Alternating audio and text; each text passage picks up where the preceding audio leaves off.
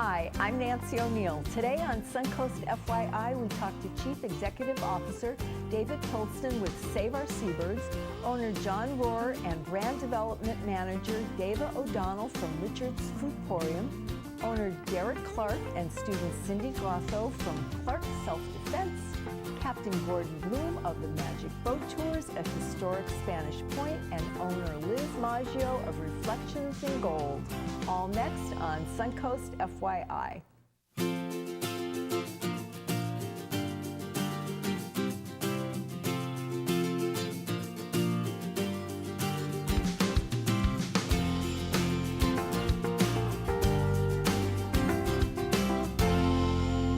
Our first guest this week is Chief Executive Officer David Pilson with Save Our Seabirds.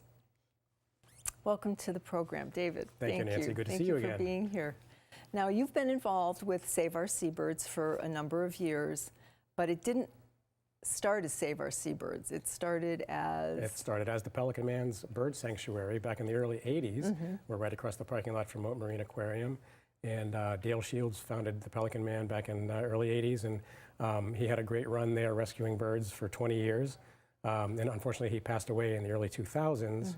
And the bad news is that shortly thereafter, the place went bankrupt, and then it was abandoned, and the place started falling apart. The jungle took over, and fortunately, Save Our Seabirds moved in there in 2008 and started to rebuild the place, clean it up, and started rescuing birds again. And now we're bigger and better than ever. Great, and we're now considered to be the model facility of our kind in the state of Florida by the Florida Fish and Wildlife Conservation Commission. Yes. Wow.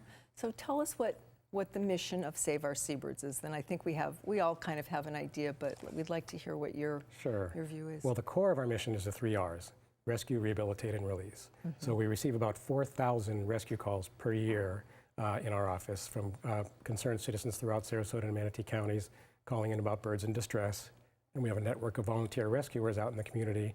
And our goal is to have a rescuer dispatch within 10 minutes of every call, and we almost always do. Oh my goodness. And those birds come into our hospital. Our goal is to rehabilitate and release every single one. We have a pretty high success rate, but the ones that are not releasable, we give them permanent homes in our Wild Bird Learning Center, which is open to the public every day. So it's rescue, rehabilitate, and release. And then the additional part of our mission that we've added in the last few years is to educate. And education is a big part of our mission. We have 4 fully accredited field trips with Sarasota County school system so that teachers can bring their classes out and get full credit on their curriculum. We have summer camps with Sarasota County Parks and Recreation all throughout the summer. We have college interns coming and going all throughout the year. So education is a big part of our mission as well. Now, were you affected by the hurricane that happened? Irma hit us pretty hard. Could have been a lot worse, of course. We could have been completely wiped out because we're right at sea level there. Right. But we had some major trees come over and damage, but it was just amazing how the community responded. The very next day, I just texted some photos to the press, and our good friend Linda Carson at ABC7 called me on Tuesday morning and said, I'm on my way over there. We're going to broadcast live from Save Our Seabirds. Bless her heart. They broadcast live at 9:30. They broadcast again at noon. They ran the story throughout the day. Herald Tribune came out, did an interview, did a video, put it on the website. The Observer came out. So the press really responded, and then the volunteers just poured in. It was fantastic. Now, long-term goals for Save Our Seabirds. Long-term goals now, as I mentioned, when the Pelican Man passed away, unfortunately, the organization went with him because there really was no organization in place. So our goal is to build a sustainable organization that's going to outlive all of us, where your grandchildren can bring their grandchildren someday. And we need that. And we need that. And what that involves having strong business processes in place, having a strong team in place, having very great relationships in the community, and great community support, a very strong board. So you need volunteers. We need volunteers always. We only have about a dozen employees, and some of those are part-time. All right. So we rely quite a bit on volunteers. And you're open year-round? Open every day of the year. Birds don't take days off. So our Wild Bird Learning Center is open from 10 to 5 every day. And do you have docents that could We go do around? have docents, yes. And we can, if you're bringing in a group, you can call ahead and we can have a guided tour. But it's also a very nice self-guided tour. We give a handout so people can see what birds are there and why.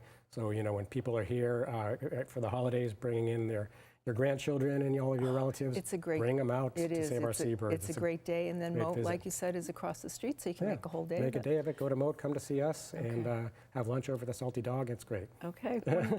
One minute we have left. What's a quick bird story? Well, so many of them, but right now, if you come out and see us, we have 2 white pelicans that are permanent residents, and every winter we have white pelicans fly down from up north. Usually they come under their own power. These ones came by commercial aircraft. Oh my gosh. One came on United, one came on Delta from other facilities up north that knew they couldn't treat these birds. Yep. So they chose us out of all the places in Florida and they shipped them down to us. Awesome. So now they're permanent residents. You're the best. We are. Thank you so much, and for all that you do for our wonderful birds that live here locally. Thank you for having us. Thanks, Dave. Thanks. After the break, we learn what's in store for this year's 5th annual Richard's Foodporium, so please stay with us.